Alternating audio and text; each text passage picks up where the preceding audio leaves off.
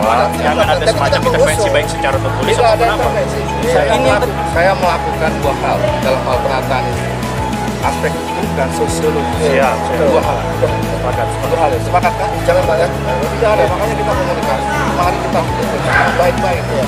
Jangan kita berdebat, mempertahankan sesuatu yang salah. Ya tolong diketahui.